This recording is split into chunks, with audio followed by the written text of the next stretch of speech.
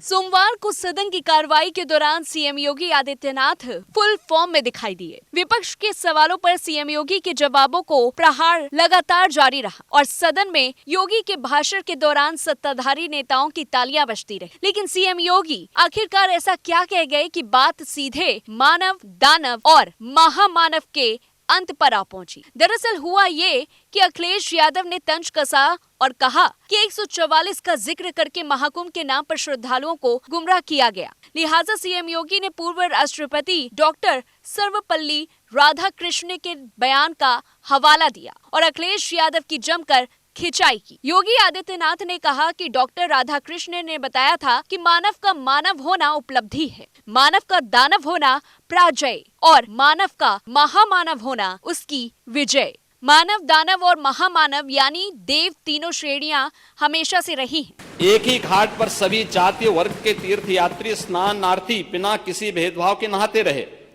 सनातन की सुंदरता आखिर समाजवादी और वामपंथियों को कैसे नजर आएगी, लेकिन इनके द्वारा लगातार किए जाने वाले प्रश्न इनकी नियत को ही संदेह के दायरे में खड़ी करती है। महोदय, ये टिप्पणी अचानक नहीं है। ये टिप्पणी भारत की टिप्पणी है और भारत की भावनाओं की टिप्पणी है। और जो स्वयं कुछ कर नहीं सकते थे, जिन लोगों ने अपने समय में इस पूरे आयोजन को अव्यवस्था और भ्रष्टाचार का शिकार बनाया था, आज वे महाकुंभ पर इस प्रकार की टिप्पणी करके भारत की भावनाओं के साथ ही खिलवाड़ करने का काम कर रहे हैं।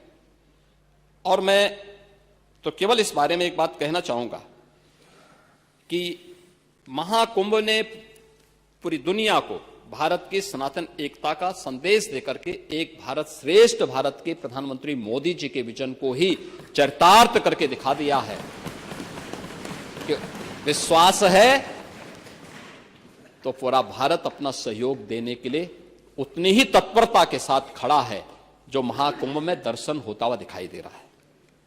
सीएम योगी ने महर्षि कश्यप का भी जिक्र किया और कहा कि उनकी दो रानियां थी, एक से देव व दूसरे से दानव हुए, यानी दोनों की उत्पत्ति मानव से ही हुई है। कर्म, आचरण, व्यवहार ने किसी को मानव और किसी को दानव बनाया है। जो दिनचर्या में व्यस्त है वह मानव है, जो व्यवस्था में विश्वास नहीं करता, नकारात्मकता पैदा करता है, वह दानव है, और जो स्वार्थ भावना से ऊपर उठकर परमार्थ के प्रति काम करता है वह महामानव होता है। और ये तीन श्रेणियां हमें बहुत कुछ प्रेरणा देती है। दरअसल मसला ये भी था कि विधानसभा में नेता प्रतिपक्ष माता प्रसाद पांडे भी सवाल उठाने में पीछे नहीं थे। उन्होंने ये कहा था कि महाकुंभ में व्यवस्था ठीक नहीं है और यहाँ आने से कुछ लोगों को रोका जा रहा है। उनका इशारा वर्ग विशेष की ओर था। सीएम ने उनको भी जवाब दिया और कहा कि अगर विश्व स्तरीय सुविधा ना होती तो 63 करोड़ से ऊपर श्रद्धालु स्नान ना कर पाते। योगी ने सपा और नेता प्रतिपक्ष माता प्रसाद पांडे पर तंज कसते हुए कहा, अच्छा लगा कि आपने महाकुंभ, सनातन परंपरा व अयोध्या धाम को स्वीकार किया। समाजवादी जब अंतिम पायदान पर खड़ा होता है तो उसे धर्म की याद आती है। इस रिपोर्ट को लेकर के आपकी क्या कुछ राय है, कमेंट बॉक्स में बताएं। तब तक के लिए देखते रहिए News1 इंडिया।